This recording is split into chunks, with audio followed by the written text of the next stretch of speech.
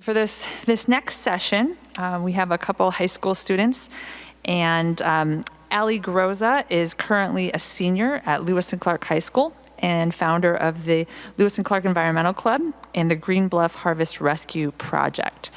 She's also involved in the Spokane Climate Coalition and the Student Advisory Council on Climate Change. Allie is hoping to major in public health or environmental studies, still deciding on that, with the goal of hopefully going to medical school. And so she's going to be giving a presentation to start, and then joining her in kind of a Q&A type format, we will have Lily Michaelbust, who is the vice president of the LC Environmental Club. And she's also a senior and will be attending the University of Washington this fall to study political science. So with that, let's give a warm welcome to our speakers.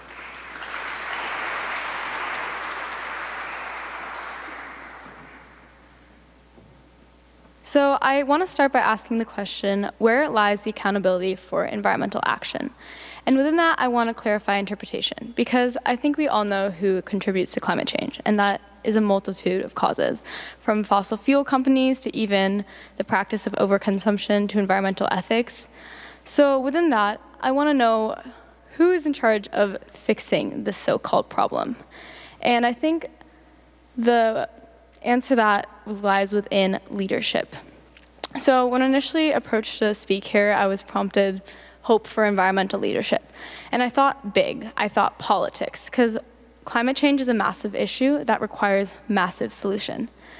And I understand the reassurance that occurs with pushing sweeping legislation, campaigning at a federal level, and within the political leaders that champion environmental legislation.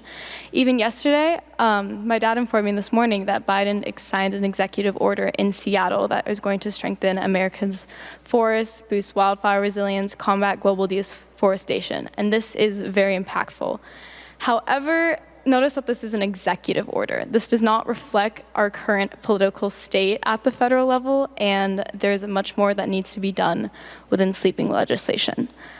I learned recently that most of our major environmental statutes that we pride ourselves on were passed in a time frame from the late 1960s through the early 1980s.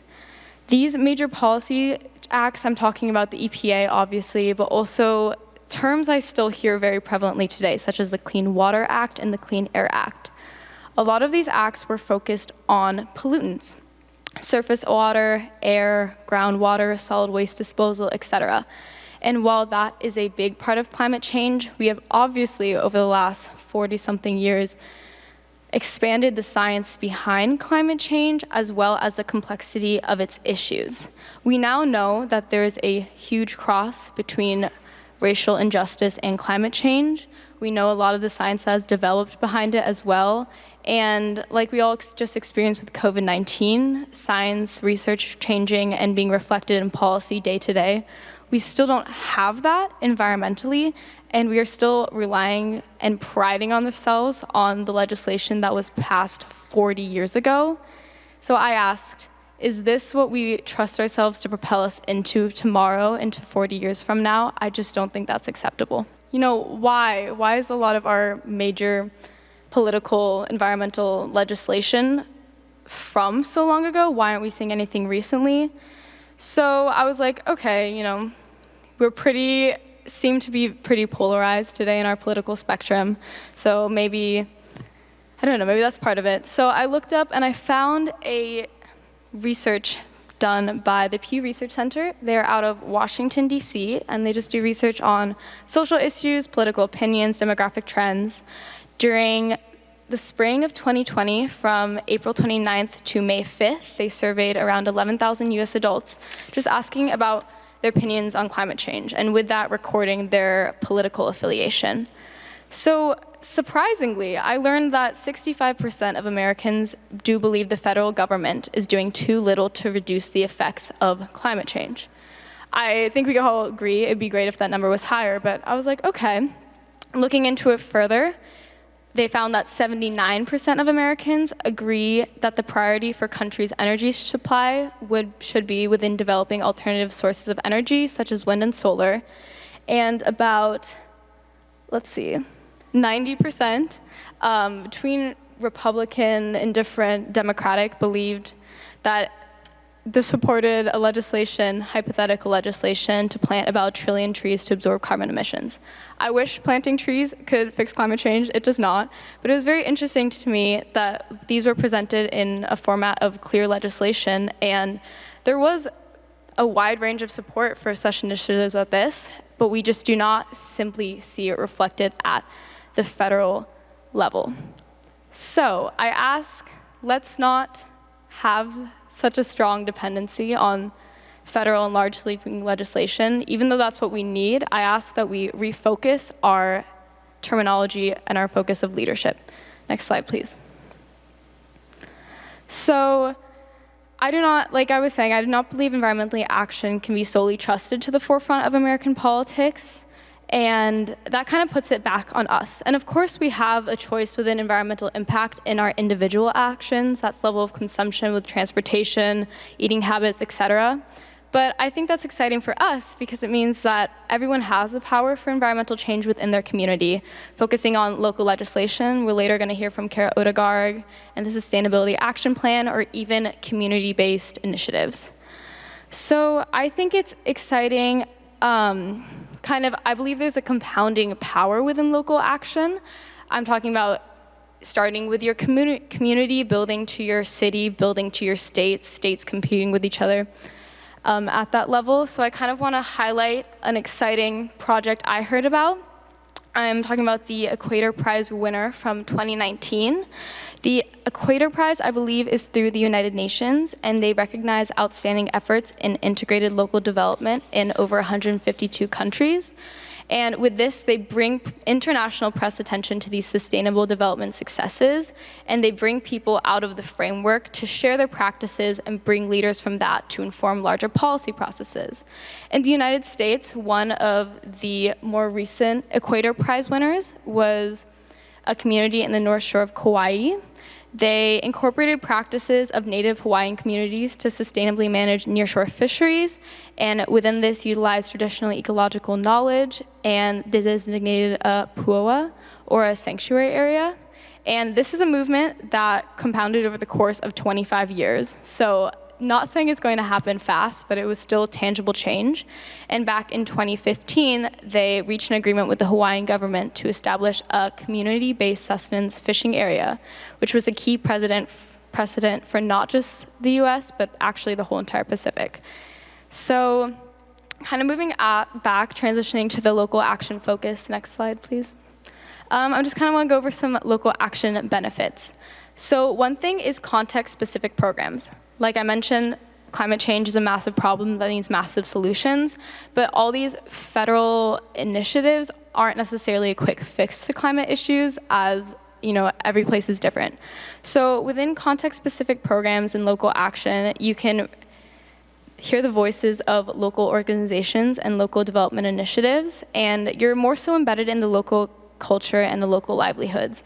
And in that way, it's not I think there's kind of a sense of like government versus the people sometimes enforcing legislation, but that way everyone's working together. And especially when we're talking about the environment and certain geographical reasons, you can also use amplified local knowledge, which is a grossly underutilized resource when it comes to making programs for specific places. And finally, with working in context-specific programs, it requires legislation to be more easily accepted by the community, eases uptake, and just makes the whole process smoother. And then moving on to greater returns that mean more, kind of with climate change, there's that sense of delay and pay or plan and prosper, and I think we see a lot of that procrastination almost, where it's like, oh, I don't see the impact of this now. Why would I invest in this for 20 years from now? So I'd like to draw attention to Hawke's Bay, which kind of initiated that plan and prosper. Hawke's Bay is a region in New Zealand that fortified itself with adaptation measures because without intervention, the nation was estimated to lose 7 million in social outcome within 10 years. So the district and city council partnered with the Tangata Whenua indigenous people to develop an adaptation strategy. They ended up including coastal defense structures. I tried to find a picture of those because I was interested for what they look like, but I could not find a good one, to help with short to medium term adaptation, and then eventually the gradual relocation away from the ocean and rising sea levels. And that was to protect 65% of the population within 5 kilometers of the coast, as well as the local attractions, wineries, architecture that kind of built the tourism and the economy of this area. Another important thing, benefits within local actions, are more equitable results. Like I mentioned, climate justice being a big part of the climate movement. It creates an opportunity for typically marginalized people who aren't proportionally represented in political leadership to organize and participate in group action and enterprise. So this is another important, the climate justice movement is another important part of this conversation when it comes to benefits within local action. Finally, also mentioned, like I mentioned earlier, the complexity behind climate change, the overlap of poverty, socioeconomic development, etc. I believe local communities have a much more tangible grasp on the way all of these aspects overlap with each other. And pivoting to that, we at the LC Environmental Club started a initiative 2 years ago called the Green Bluff Harvest Rescue Program. Within this, families in our local area placed orders, and student volunteers, produce orders. Student volunteers went up to Green Bluff and collected that. Usually the produce that differed week to week was produce that was about to be out of season and would have been wasted. So we went up there, we picked, say we had like 200 pounds of orders that week, apologies. The farms we partnered with would reflect that in donation. So we'd take back, redistribute what had been ordered and paid for. All the payments were going directly to the farmers, and then we took the, say, like 200 pounds of donation down to the Martin Luther King Jr. Community Center that's right near Liberty Park off of I-90, and they redistributed that fresh produce to the families there that were in need. So kind of on that sense, we were able to address food waste, which, while not necessarily a byproduct of climate change, is a byproduct of our overconsumption, as I believe around 60% of food is wasted in America. We were able to support local businesses. We partnered with Hidden Orchards, Pretty Good Fruit, and Found Barn Farms up at Green Bluff. And especially like during COVID, where I know that was a big push, and we were able to help families in need with providing fresh produce. So kind of just, I believe there's a lot of like intersection of solutions that are joined by climate change. So while this all sounds great, there are a lot of difficulties within local action. There's a lack of rights and access, obviously. All of these are kind of underlined by a lack of like financial and power resources. So when a lot of these smaller communities, they have to go through a lot of burdensome regulations, taxes, licensing, and permits that are like biased against small producers or small organizations. There's also, like reflected at the national community, at the national level, communities are diverse as well. And while climate change is a unifying issue, can be a lack of cohesion, whether with class, gender, livelihood, and it may make it increase the difficulties of working together.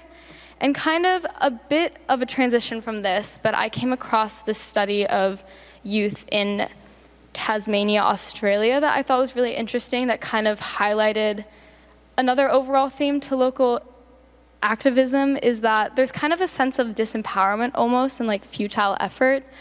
Especially we see this as a youth because, you know, this isn't our job.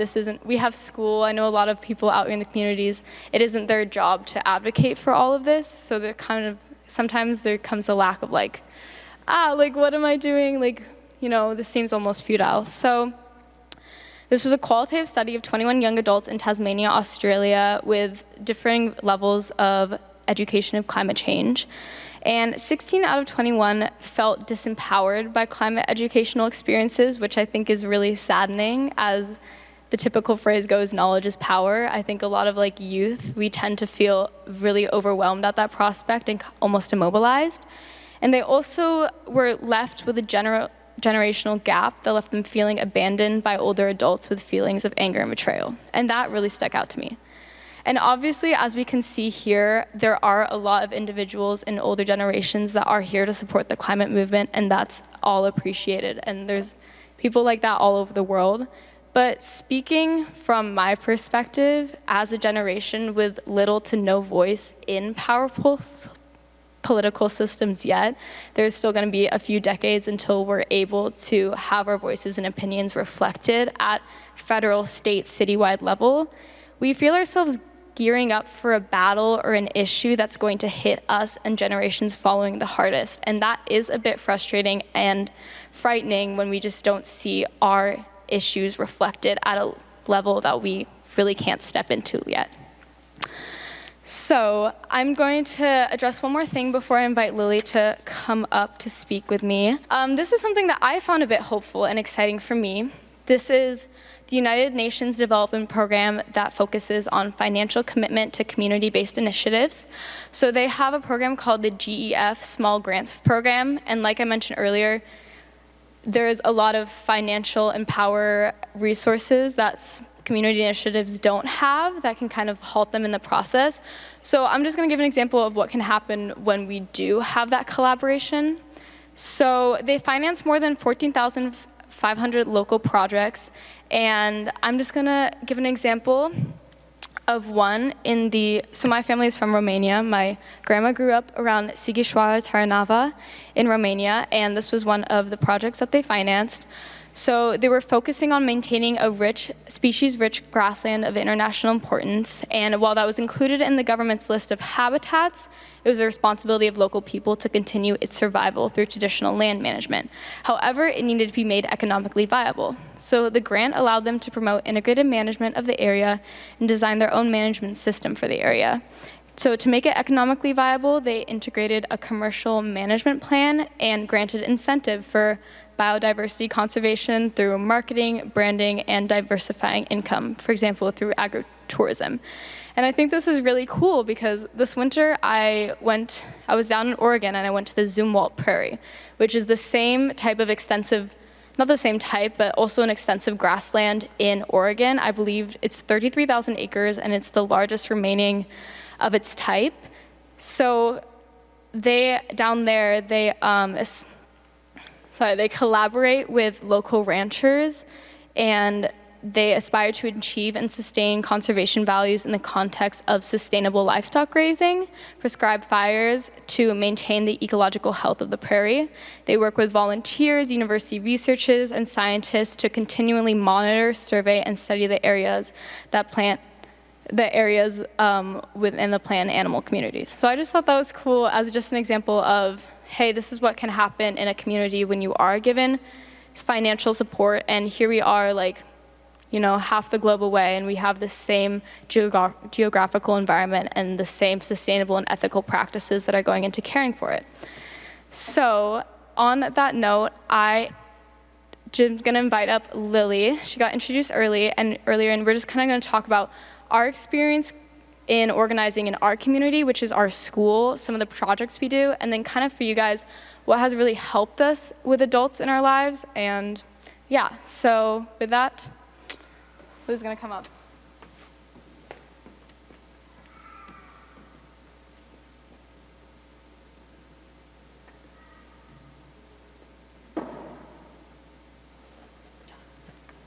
Okay, so got like 10 minutes.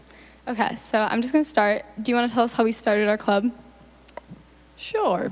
So we originally started our club kind of after or mid the Australian wildfires, which would be our sophomore year, January, yeah. And we were just kind of overwhelmed and discouraged with the state of our world at that time. Like, the pandemic was starting to ramp up and we had these wildfires, and so we kind of started to come together with just our few friends who are all outdoor enthusiasts and created a club at our school. And our original fundraiser was for the Australian wildfires. So we went to the Saranac Commons and raised some money at a transportation meeting. And we kind of got inspired and realized like we could make a small difference and make ourselves feel better about like just the trauma that our earth was enduring at the time. So yeah. Do you want to explain what we do in our club? Yeah, so it was a little difficult with COVID, but we've definitely grown a lot over the last year. we have anywhere from like 15 to 40 people that come to our meetings in the morning. And with the support from our school, we've been able to partner with a lot of local organizations, which has been really inspiring. Right now, we are working with Mirror Water Conservancy to actually do field investigations at our school and calculate how much water we're wasting.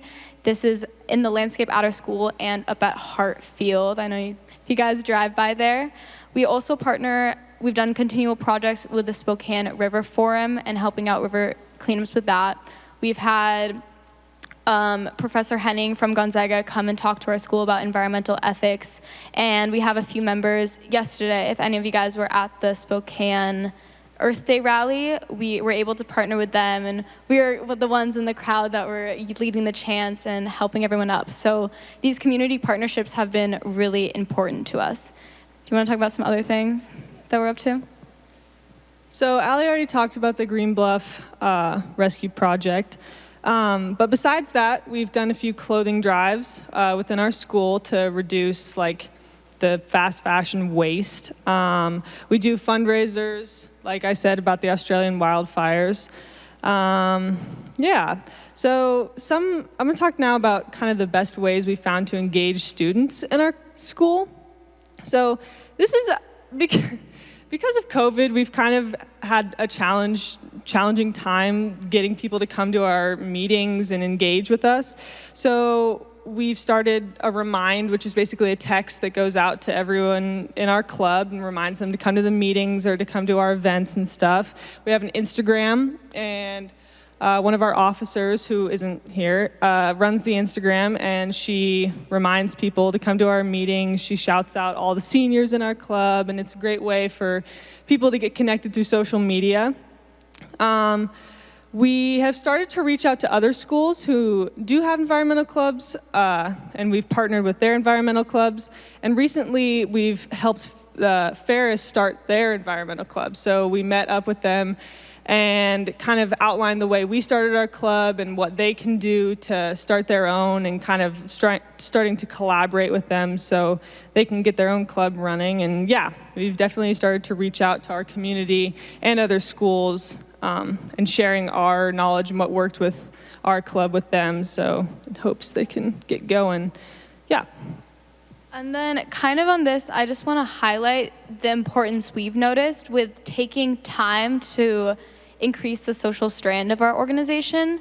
So like I mentioned earlier, it's really powerful to be able to watch people, like show up fresh-faced to like our club meetings, and then over months, like get to know them and delegate to their strengths. For example, if we need help with promotion, we understand people have certain strengths within creativity. We understand if we're out volunteering and we need to split up, some people have natural leadership that comes to them. And kind of getting to like strengthen these social strands, we do think it's really important to take the time. We go on group hikes to get to know each other outside of school. We do icebreakers. Even during meetings, if I ask a question and no one knows a response, like we kind of like sit through that awkward silence and like encourage people to come out and speak their minds. So we kind of just like urge you, if you are looking to whatever group you might represent, or just for your personal interest, like for youth, it's just like really important to make sure that they know that you're respecting them, or even just appreciating what they're here for. So we do encourage like taking the time for those social activities as it kind of, we start to like collectively move together. So I'm just gonna pivot into what we've been doing a little more recently, if you wanna talk about our educational videos that we've been working on at school, and then also maybe some challenges we've kind of experienced as youth in the climate movement. Yeah, so recently we've created videos, like weekly videos, and delegated different topics to different students in our club. So topics like local impacts of climate change, cause and effects. Like I think our original video was the difference between global warming and climate change. And these videos get shown every week to our whole school. And we've tried to make them fun and short and engaging for the students. And we did that kind of, to try to prop our club up a little bit and see if people were interested. But also because we kind of realized that not a lot of kids at school, at least at our school, know very much about climate change. So these videos were a good way to educate our student body, but also our club itself. But we did run into some challenges during the process of making these videos, and it was purely with administration. So we proposed this idea to our administration at school, but some sort of principal, yeah. And she had a little bit of pushback, and her main point was that she was worried it was going to offend staff members at LC. And so, of course, we were all kind of enraged with this. Like, how could this offend people? This is, this is science, and we're trying to educate our student body on this. And so, like, we took a few days to feel kind of, like, angry and upset that we were even having to, like, battle against adults on the ground of science, So we decided to make these videos short, and we basically circumnavigated the administration and went directly to a teacher who we knew was going to support us. And so this teacher, Miss Gomes, helped us come up with these short little videos that were very, like, upbeat and positive, and because the point she was making, our administrator was like, it is depressing. Climate change is a depressing topic, and we're like, yeah, it is. Like, this is the problem.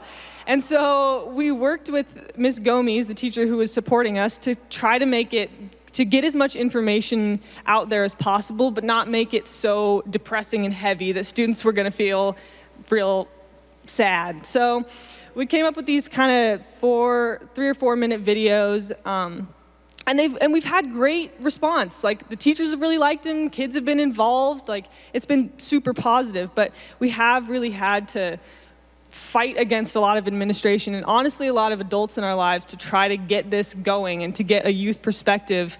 But we've made it work, so I'll let you talk more about that. No, you're good. Thank you, Lily. So we're running out of time, but we were discussing, and we just want to give you guys just some examples of good instances we've had in feeling kind of like validated within the youth environmental movement. Sorry. So even yesterday at the Earth Day rally, I had a state representative come up to me and give me his business card and say, if you ever want to talk about youth perspective on environmental policy, please let me know. So that was really encouraging and really exciting, and kind of that just goes on the general note of being treated with respect.